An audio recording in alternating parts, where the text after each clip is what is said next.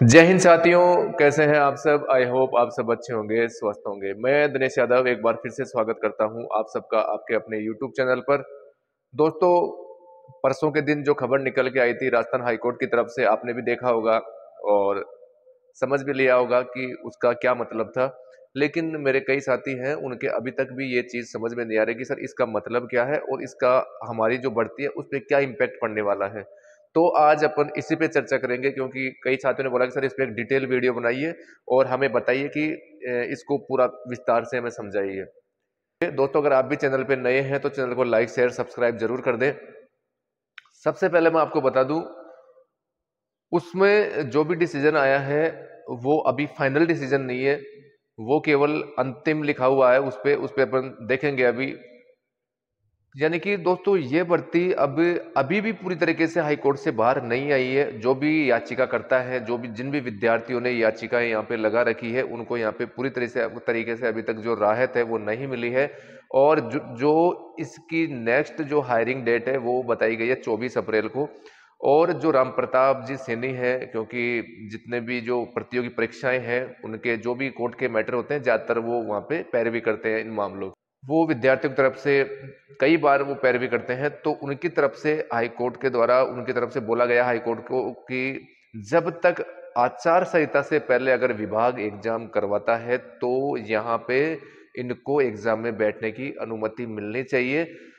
अपन देखते हैं कि क्या है क्या नहीं है। जैसा कि दो न्यूज थी उस दिन की। सबसे पहले आपको दिख रहा होगा, जयपुर कांस्टेबल भर्ती 2023 से जुड़ा प्रकरण।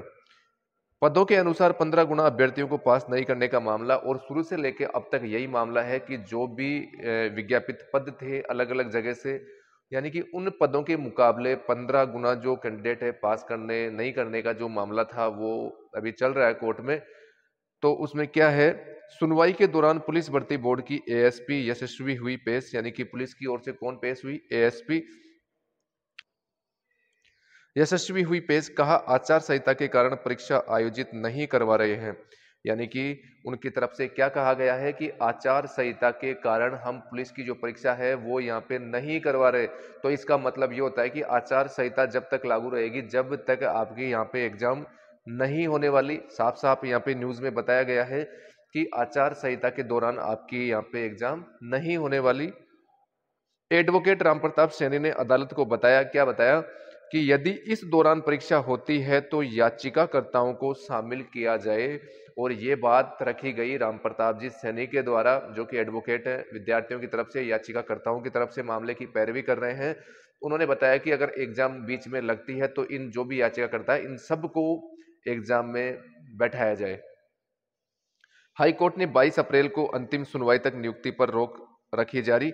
जस्टिस गणेश राम मीणा की एकल पीठ में हुई सुनवाई। सौरभ कुमार व अन्य की याचिकाओं पर हुई सुनवाई। तो पहली खबर तो दोस्तों ये थी। फिर दूसरी खबर अपन देखते हैं इसी की क्या है। जैसे कि आपको दिख रहा होगा सामने, जयपुर सिपाही भर्ती 2023 में शारीरिक दक्षता परीक्षा से जुड़ा प्रकरण। अब इसमें क्या है, राजस्थान हाईकोर्ट से याचिकाकर्ताओं को मिली अंतरिम राहत। अब दोस्तों इस चीज का ध्यान रखना, ये अंतरिम है, अंतिम नहीं है। आपने देखा होगा कई बार जब जनसंख्या के आंकड़े आते हैं तो वो दो भागों में वो आंकड़े आते हैं। पहला आता है अंतरिम, दूसरा आता है अंतिम। यानी कि अंतरिम का मतलब ये होता है कि उनमें फेरबदल हो सकता है, इनको अंतिम फाइनल नहीं समझे, इसमें चेंज बदलाव होने की पूरी पूरी गुंजाइश यहाँ पे रह सकती है। तो ये फैसला भी अभी यहाँ पे जो आया है, मिली जो भी याचिकाकर्ता थे उनके अगर पक्ष में कोई फैसला आया तो वो अंतरिम है, उसमें चेंज बदलाव हो सकता है। कोई भी अंतिम फैसला यहाँ पे नहीं आया है। जस्टिस गणेश राम मीणा की बेंच ने लिखित परीक्षा में शामिल करने के दिए आदेश। यानी कि उन्होंने जो भी याचिकाकर्ता है उनको यहाँ पे अगर एग्जाम होती है तो यानी कि उन्होंने आदेश दिए कि इनको भी शामिल किया जाए, जो भी याचिकाकर्ता है। अदालत ने पूर्व में गृह सचिव, पुलिस महानिदेशक, एडीजी भर्ती एवं पदोन्नति बोर्ड, संबंधित जिला पुलिस अधीक्षकों को जारी किए थे नोटिस। यानी कि उस टाइम पे सबको नोटिस जारी किए गए थे हाईकोर्ट के द्वारा कि आप हमें बताइए। यानी कि उनसे जवाब तलब किया गया था कि आपने किस प्रकार से और कैसे कैसे 15 गुना कैंडिडेट यहाँ पे पास किए हैं। विकास बाजिया, वीरेंद्र सिंह, सुभाष चंद्र, नरेंद्र कुमार व अन्य ने दायर की याचिकाएं। अधिवक्ता रविंद्र गजराज, अलमास खानम ने की याचिकाकर्ताओं की पैरवी। शारीरिक दक्षता परीक्षा में वर्ग व पदों के अनुसार 15 गुना अभ्यर्थियों को नहीं किया था शामिल। हाई कोर्ट ने याचिकाओं पर अगली सुनवाई तय की 22 अप्रैल। अब दोस्तों यहाँ पे फैसला ये दिया गया है अभी तक कि अगर आचार संहिता के दौरान आपकी एग्जाम कंडक्ट करवाई जाती है तो याचिकाकर्ताओं को यहाँ पे मौका मिलेगा, लेकिन वो अंतरिम फैसला होगा। यहाँ पे इसका मतलब ये नहीं है कि आप अगर एग्जाम में अच्छे नंबर लेके आते हैं, आपको मौका मिलता है तो आपका फाइनल सिलेक्शन होगा, ऐसा नहीं होगा। सबसे पहले आपकी वो एग्जाम हुई थी सीईटी, उसकी 15 गुना की कट ऑफ से आपको वेरी किया जाएगा, देखा जाएगा कि अगर आप 15 गुना की कट ऑफ में है या नहीं है। जैसे मान लीजिए अगर किसी जगह की यानी किसी जिले की कट ऑफ गई है, मान लीजिए आप ओबीसी कैंडिडेट है या एसटी कैंडिडेट है या एससी कैंडिडेट है, अगर मान लो मैं ओबीसी कैंडिडेट की बात करूं, कट ऑफ गई है 165 के आसपास में और आपके नंबर है 155 के आसपास में, तो इसका मतलब ये नहीं है कि आपको एग्जाम के लिए यहाँ पे क्वालिफाई किया जाएगा, बिल्कुल नहीं किया जाएगा। अगर आप 15 गुना की रेंज में आते हैं और उस कट ऑफ को, जो उनकी कट ऑफ निकल रही है, अगर उसको आप क्वालिफाई करते हैं, उस कट ऑफ के पार करते हैं उस कट ऑफ को, या उस जो कट ऑफ है वो आपके नंबर हैं, तभी आपको 15 गुना में यहाँ पे शामिल किया जाएगा, अदरवाइज आपको शामिल आगे के चरण में नहीं किया जाएगा। और आखिर तक भी यही फैसला रहने वाला है।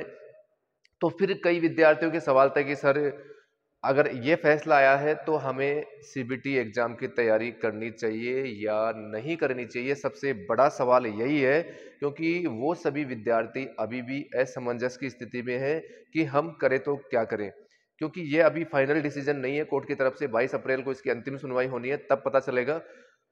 अब मेरे पास में भी काफी विद्यार्थियों के फोन आ रहे हैं, सर हम क्या करें, हमें तैयारी करनी चाहिए या नहीं करनी चाहिए। देखो तैयारी तो अगर आप नहीं करोगे तो फिर कैसे काम चलेगा। सीईटी है, उसकी भी आपको तैयारी करनी है, दूसरी जो सीईटी लगेगी अभी एक उसकी एग्जाम डेट भी आ चुकी है, तो आपको तैयारी जरूर करनी चाहिए। अगर वहां काम नहीं आएगी तो तैयारी और दूसरी जगह दूसरी वैकेंसी में काम आएगी। ऐसा नहीं है कि आपकी तैयारी बेकार जाएगी, लेकिन अपने आप को इस भ्रम में मत रखना कि मेरा तो फाइनल हो ही जाएगा इसमें और मैं सीबीटी के लिए बिल्कुल क्लियरली एलिजिबल हूं। अगर आपका मार्जिन थोड़ा बहुत पॉइंटों में या कुछ मार्जिन आपका नंबर कम पड़ रहा है, वहां पे थोड़े से मार्जिन से आप रहे हो, तो अपने आप को यहाँ पे समझ सकते हैं कि हाँ मेरा नंबर आ सकता है। क्योंकि आपने भी देखा होगा जो वो 96 कैंडिडेट थे, एक जिले से लिस्ट आई थी, उसमें 4 कैंडिडेट को यहाँ पे बार किया गया था। इसी प्रकार हर जगह से लिस्ट आएगी और जो कट ऑफ को अगर वेरी नहीं करेगा, जो कट ऑफ के रेंज में नहीं आएगा, उन सबको यहाँ से बार किया जाएगा, अगले चरण में उनको शामिल नहीं किया जाएगा। और फाइनल डिसीजन में भी यही बात निकल के सामने आएगी, क्योंकि उनके रिजल्ट को जो 96 कैंडिडेट थे यहाँ पे होल्ड रखा गया था। आप तैयारी बेशक कर सकते हैं। दूसरा सवाल था कि सर हमें राजस्थान पुलिस के साथ साथ में अब किसकी तैयारी, और किसी की तैयारी भी, जैसे एलडीसी वगैरह है या पशु परिचर है, उसकी तैयारी भी हम कर सकते हैं। देखो मैं मानता हूं अगर 70-80% अगर सिलेबस सेम है तो आपको तैयारी करनी चाहिए। और अगर ज्यादा डिफरेंस आ रहा है 50-60 के परसेंट में, अगर ज्यादा डिफरेंस अगर क्रिएट हो रहा है सिलेबस में, तो फिर मैं मानता हूं कि आपको केवल और केवल राजस्थान पुलिस पे ही अभी फोकस करना चाहिए। आपको यह नहीं सोचना चाहिए कि मेरी एग्जाम कब होगी, कैसे होगी, क्या होगी, क्योंकि एग्जाम तो दोस्तों आपको यह मौका मिला है, तो एग्जाम तो आपकी यहाँ पे डेफिनेट होने वाली है। क्योंकि आप दूसरे जैसे मान लो अगर आप एलडीसी की तैयारी करते हैं, क्योंकि एलडीसी की इतनी बार अब की बार इतनी ज्यादा सीटें भी नहीं है कि आपको कोई अफसोस हो। क्योंकि पहले अगर 7,000 8,000 पे भर्ती आती तो अपन मान सकते थे कि अपन को एलडीसी की तैयारी भी करनी चाहिए। इससे अच्छा है कि आप राजस्थान पुलिस पे ही फोकस करें, क्योंकि उसके लिए आपको इंग्लिश मैथ वगैरह सब कुछ यहाँ पे पढ़ना पड़ेगा। और आप समझते हैं कि सर एक सब्जेक्ट ही है, 2 सब्जेक्ट है, नहीं दोस्तों, 1 या 2 सब्जेक्ट के चक्कर में आपको काफी समय उनको देना पड़ेगा, और फिर इधर से आपकी ये तैयारी भी नहीं होगी और वो भी नहीं होगी। और ये पता नहीं है कि राजस्थान पुलिस की एग्जाम कब होगी, क्योंकि कभी भी एग्जाम हो सकती है।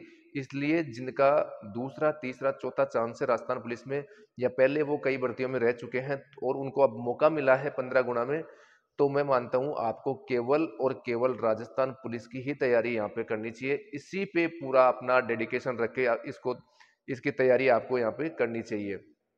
दो दो नावों की सवारी करने से आपको बचना चाहिए, क्योंकि दोस्तों इसमें कंपटीशन बहुत कम है। अगर आप कम्पिटेटिव एग्जाम देखेंगे, उनके मुकाबले में यहाँ पे कंपटीशन कम है। तो इस पे आप अभी ज्यादा पूरा फोकस कर रहे हैं आपको, क्योंकि ज्यादा जो 15 गुना थे, 15 गुना पूरे पास हुए नहीं, उनमें से भी फिजिकल में कई विद्यार्थी पास हो गए, गिने चुने विद्यार्थी हैं। अच्छी खासी सीटें हैं, तो ये आपके पास में बहुत बेहतरीन अवसर है यहाँ पे।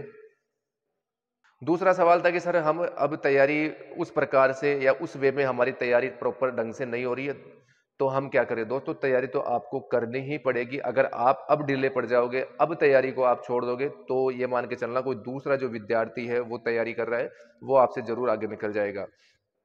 फिर दूसरी चीज थी कि सर स्कोर कैसे बढ़ाए? स्कोर दोस्तों ज्यादा आपको रीजनिंग और कंप्यूटर पे ज्यादा फोकस करना है, क्योंकि जो डिफरेंस क्रिएट होगा वो यहीं पे होगा, क्योंकि राजस्थान जीके में इतना आप ज्यादा डिफरेंस क्रिएट नहीं कर पाओगे। तो मेरा कहना यही है कि आप जो अदर सब्जेक्ट है उन पे ज्यादा फोकस करें, जो स्कोरिंग पॉइंट है उन पे आप ज्यादा फोकस करें। एक सवाल था कि सर जो महिला बाल अपराध के लिए क्या करना चाहिए, उस पे मैं एक नेक्स्ट वीडियो लेके आऊंगा कि आपको उसके लिए क्या पढ़ना है क्या नहीं पढ़ना। या पिछली बार आया था महिला और बाल अपराध था, अब की बार महिला और बच्चों से संबंधित योजनाएं और उनके विभाग है, उनके बारे में अपन डिटेल से चर्चा नेक्स्ट वीडियो में करेंगे। एक दोस्तों एक सवाल और था, जिन्होंने भी याचिकाओं के लिए पैसे दिए थे उन पे भी मैं नेक्स्ट वीडियो लेके आऊंगा, क्योंकि उनसे और भी पैसे की मांग की जा रही है। ये बता के कि हम 40 बच्चों का ग्रुप बनाएंगे, टॉप 50 को हम पीएचक्यू लिस्ट बना के भेज रहे हैं, ऐसे ऐसे व्हाट्सएप पे उनको मैसेज किया जा रहा है। तो विद प्रूफ मैं आपको दिखाऊंगा, उनके चंगुल में आपको नहीं फंसना है। इस पे चर्चा अपन नेक्स्ट वीडियो में करेंगे, क्या स्कैम चल रहा है बच्चों के साथ में और किस प्रकार से उनको ठगा जा रहा है यहाँ पे। ठीक है दोस्तों, आज के लिए इतना ही, मिलते हैं नेक्स्ट वीडियो में। जय हिंद, जय भारत।